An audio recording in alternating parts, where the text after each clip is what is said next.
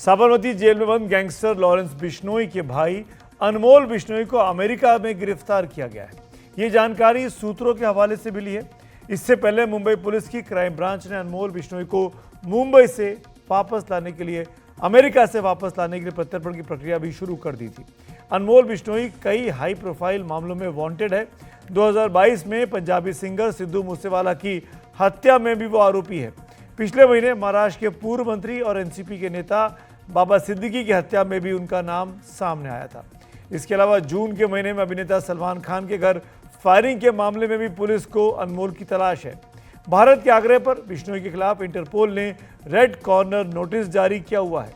पंजाब के फजिल्का का रहने वाला अनमोल बिश्नोई भारत से भागने के बाद कनाडा में छुपा था, ऐसी जानकारी थी एजेंसियों के पास, लेकिन अब उसे गिरफ्तार अमेरिका के कैलिफोर्निया से किया गया है। उसके खिलाफ 2 मामलों की जांच भारत की आतंकवाद के खिलाफ काम करने वाली एजेंसी नेशनल इन्वेस्टिगेटिंग एजेंसी यानी एनआईए भी कर रही है। अनमोल बिश्नोई की गिरफ्तारी पर और ज्यादा जानकारी दे रहे हैं हमारे सहयोगी मुकेश सिंह सेंगर। लॉरेंस बिश्नोई का छोटा भाई और छोटा डॉन यानी कि अनमोल बिश्नोई अमेरिका के कैलिफोर्निया में डिटेन कर लिया गया है। ये जानकारी भारतीय खुफिया एजेंसियों के सूत्रों के हवाले से मिली है कि कई दिन पहले ही उसको डिटेन कर लिया गया था और उससे अमेरिकी पुलिस पूछताछ कर रही है। हालांकि अभी ये साफ नहीं है कि उसे किस मामले में डिटेन किया गया है, किस मामले में उसका वारंट जारी था जिसमें उसको डिटेन किया गया है, ये अभी साफ नहीं है। अनमोल बिश्नोई काफी लंबे समय से अमेरिका में है और वहां से बैठकर लगातार आपराधिक गतिविधियों को अंजाम दे रहा था।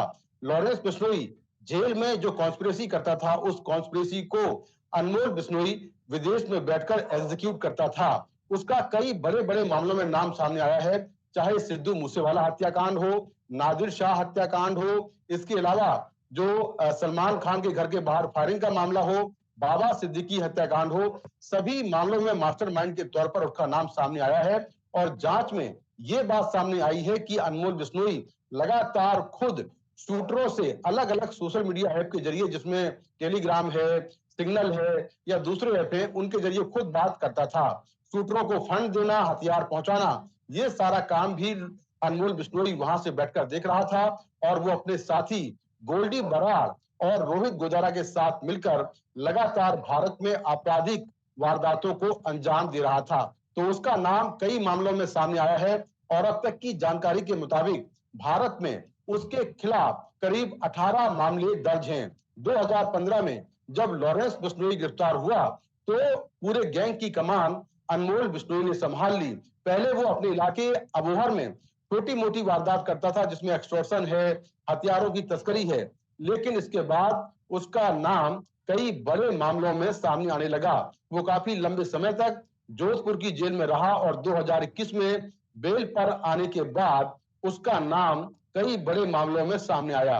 पहली बार उसका नाम सबसे ज्यादा जो सामने आया किसी बड़े मामले में, वो 2022 में 29 मई को जब सिद्धू मूसेवाला हत्याकांड हुआ तो उस मामले में अनमोल बिश्नोई का नाम सामने आया। लेकिन अनमोल बिश्नोई इतना शातिर था कि पूरी कॉन्स्पिरेसी को अंजाम देने के बाद सिद्धू मूसेवाला हत्याकांड की करीब 1 महीने पहले ही दिल्ली से होता हुआ नेपाल, फिर दुबई, अजरबैजान और डोंकी रूट से अमेरिका पहुंच गया।